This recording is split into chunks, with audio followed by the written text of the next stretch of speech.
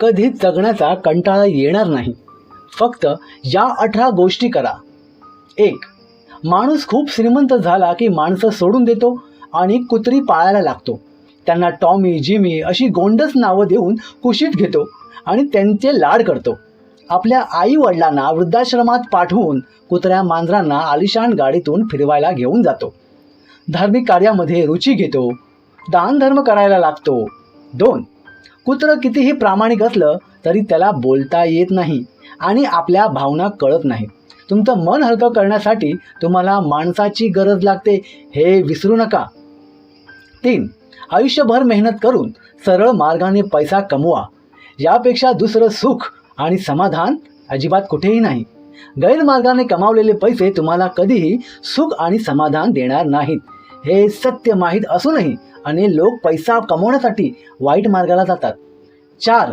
राहण्यापुरतं घर बांधा. खूप जास्त पैसा अडका, फ्लॉट, शेती याच्या मागे लागू नका. आणि आता आपल्याला 1 किंवा 2च मुलं असतात, त्यामुळे फार काही कमावून ठेवण्याच्या मागे लागू नका. 5. गरजेपुरते नक्की कमवा, परंतु आपली मुलं वाया जातील इतकी संपत्ती जमा करू नका. नाहीतर आयतं मिळालं की मुलं खूप उधळपट्टी करतात आणि वाईट मार्गाला लागतात. आपल्या मुलांना स्वावलंबी बनवायचं असेल तर मेहनत करायला शिकवा. नंबर 6. जर तुमची मुलं चांगली असतील तर तुम्हाला त्यांच्यासाठी फार काही कमवून ठेवण्याची गरज भासणार नाही. आणि जर तुमची मुलं नालायक असतील तर तुम्ही कितीही कमावून ठेवले तरी त्याचा काहीही उपयोग होणार नाही. कारण मुलं चांगली असतील, कर्तृत्वान असतील तर स्वतःच्या हिमतीवर कितीही आणि काहीही कमवतील. नंबर 7. जर तुम्ही तुमच्या कुटुंबासोबत एकत्र राहाल तर दुःख, चिंता, संकट कमी होतील. अर्थात यामुळे तुम्हाला उत्तम आरोग्याची हमीसुद्धा मिळेल. कोणतेही आजार मागे लागणार नाहीत. 8. आई वडिलांनी कोणताही भेदभाव न करता संपत्तीचं योग्य वाटप केलं तर सगळे खुश राहतील.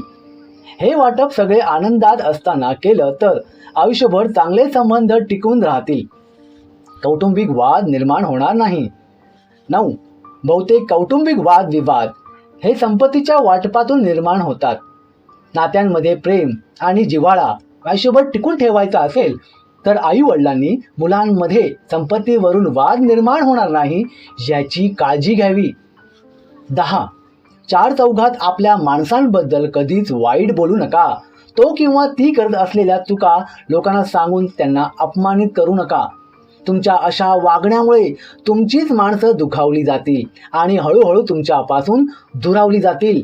आपल्या माणसांची मनं जपायला शिका, कारण मनाला झालेली जखम कधीही भरून येत नसते. 11. घरच्या गोष्टी कधीच चव्हाट्यावर आणू नका. लोक रडून ऐकतील आणि इतरांना हसून हसून सांगतील. यामुळे तुमच्या घराचा तमाशा होईल. जर घराचा तमाशा करायचा नसेल तर या गोष्टी लक्षात ठेवा आणि त्याप्रमाणे वागा. म्हणतात ना, झाकली मूठ 1.25 लाखाची, उघडली तर ती कवडी मोलाची होते. 12.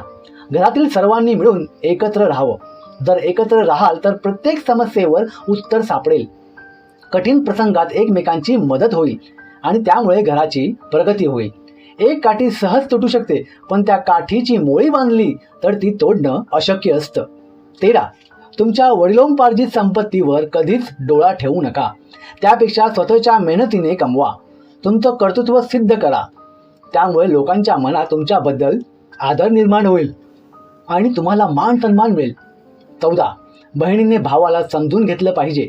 फक्त कायदा सांगतो म्हणून प्रॉपर्टीसाठी सख्या भावासोबत भांडत बसू नये.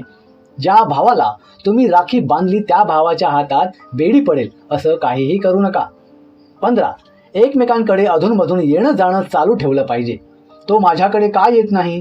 त्याला माझ्याबद्दल काही वाटत असेल किंवा नाही? तो माझ्याबद्दल काय विचार करत असेल? असे प्रश्न मनात येऊ देऊ नका, कारण विचार करून माणूस खचतो आणि अनेक आजार आपल्या मागे लावून घेतो. 16. धनसंपत्ती जमा करण्यापेक्षा प्रेमाने माणसं जोडायला शिका. नाती जपून ठेवा, कारण अडचणीच्या वेळी तुम्हाला ही नाती उपयोगी पडतील. काही वेळा जोडलेली नाती ही रक्ताच्या नात्यांपेक्षा श्रेष्ठ ठरतात. 17. शक्यतो श्रीमंतांच्या घरी जाणं टाळावं, कारण तुम्ही सहज म्हणून जाता, परंतु त्यांना वाटतं की तुम्ही काहीतरी मदत मागायला आले आहात. तुम्हाला त्यांच्याकडून कसल्या तरी मदतीची गरज आहे असं त्यांना वाटतं. 18. बहिणीकडे भावाने अधूनमधून येणं जाणं चालू ठेवा. बहिणीला घरी बोलवत जा आणि वहिनीला सुद्धा मान द्यायला शिका. साऱ्यांची मनं जपा, म्हणजे ही माणसं तुम्हाला जपतील. यामुळे तुम्ही आयुष्यभर निरोगी राहाल. गोळ्या औषधं कमी होतील आणि दीर्घायुष्य मिळण्याची हमी देखील मिळेल. नाहीतर तुम्हाला अनेक आजार लागतील.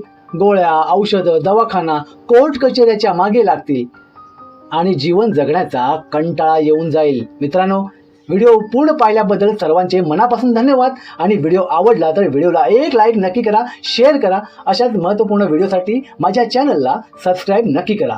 धन्यवाद.